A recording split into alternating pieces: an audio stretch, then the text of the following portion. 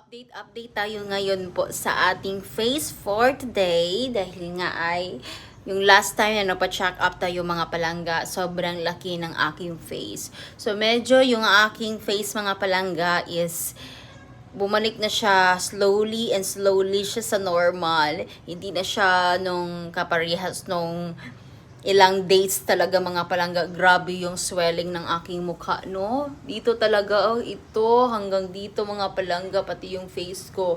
Makita niyo naman sa video mga palangga na sobrang taba ko. Tapos first time ko yun mga palangga na tumaba talaga yung mukha ko mga palangga. Tumaba man ako, pero kunti lang mga palangga. Pero hindi talaga kataba nung nag-swell talaga.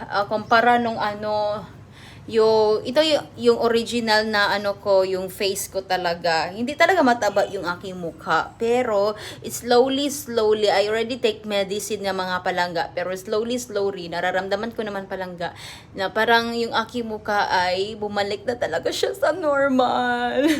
Thank you, Lord. So, God is good all the time. In all the time, God is good. So, I always pray, Jude, mga palangga, healing. I always pray for healing from the Lord. Kasi first time ko talaga nung palangga, nag-aalala na talaga ako. Tapos yung aking asawa, tinawanan lang talaga ako nung mga palangga. Kasi I look like chubby na talaga mga palangga. He said to me na, oh, look, your face is so round. And then yung mukha ko, para sa akin is dumubo talaga yung aking mukha, no? At saka first time ko rin yun mga palangga. Pero God is good dahil nga slowly naman siyang nawala. Tapos I have to continue the medicine para bumalik na talaga yung ating face sa normal. Wala tayong ka-makeup today. Pero maganda naman tayo mga palangga dahil nga ay napakabait ni Lord. So as always, nung una mga palangga, sobrang kaba ko talaga mga palangga nung una. Naramdaman ko talaga mga palangga yung aking bibig ba. Nahirapan ako mag-open masyado. Talaga masyadong ma-open yung ating bibig, no? Kasi napaka-swell niya dito mga palangga. Lumaki yung aking face as I said to you on the last video that I uploaded. So, anyway, I still continue the medicine what the doctor prescribed me. So, uminom naman ako ng gamot mga palangga. Then, ngayon ay happy na ako kasi sabi ni Habi daw, slowly daw yung aking mukha, bumalik na sa normal. Una talaga, kinabahan talaga ako mga palangga. Umiyak talaga ako ng umiyak. Sobrang kinabahan talaga ako. Tapos sabi ko sa asawa ko, punta na tayo ng doktor dahil yung aking mukha, I feel like sobrang namaga. Oh my goodness, what's going on? What's wrong with my face? So, ayan na mga palangga. So, pumunta kami ng doctor. Tapos, nagpa-ultra pa ako mga palangga. Tapos, yung ultrasound ko, wala pa kasi ENT mga palanggas. Pero, okay na ako. I always have faith in the Lord. My faith comes from the Lord. And I do believe that my faith in the Lord makes me healed. So I always hold that promises all the time. God is good and He is my healer, my great healer.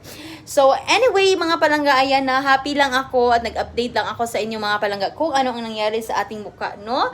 Dahil nga at hindi din ako nakapag-upload masyado ng vlog dahil sa nangyari sa akin. So, ayan na mga palangga, ang hirap kasi mag-upload ng vlog tapos meron tayong karamdaman. So, anyway, palangga, nagluto nga pala tayo ng ngayon, ng popcorn. So, meron tayong naiwan na popcorn, no? Kasi bumili ako ng popcorn.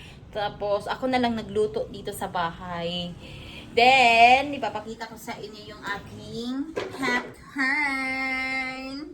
So, nasa mood na tayong magluto. Dahil ilang araw din tayo mga palangga. Nagluluto naman ako mga palangga, pero hindi masyadong luto na luto talaga dahil sa face ko mga palangga. I have to be careful of what I eat because of I don't know what did I eat that caused this one, but the doctor said I had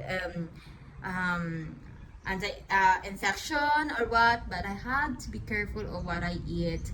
So today I'm going to show you my popcorn, and it's so good, looks so perfect. And I think we have cheese, but I like cheese too, but I used to put salt on it. But usually people, when you buy some popcorn in the store or what, they put sugar in it. Like there's a caramelized sugar, so I'm not gonna put anything on our popcorn. And now I'm gonna show you now. Here's our popcorn, and then look at that. I smell the popcorn so good. It smells so good. And then look at that. So lagay muna natin to sa lagay mga palangga. Kukuha muna tayo ng lagayan. So here we go. Woo! Sandali. Smells so good.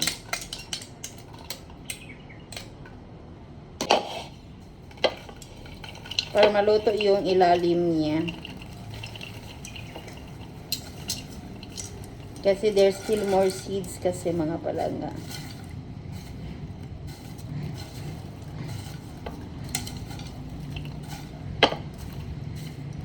Yan. Dami natin nagawa ah. Isang pot lang yun. Pero konti lang yun. Half lang yung popcorn natin. Tapos ilagay ko lang yung lutuin ko muna ito kasi meron pa siyang naiwan sa ilalim. Look at that. At our popcorn. Yummy.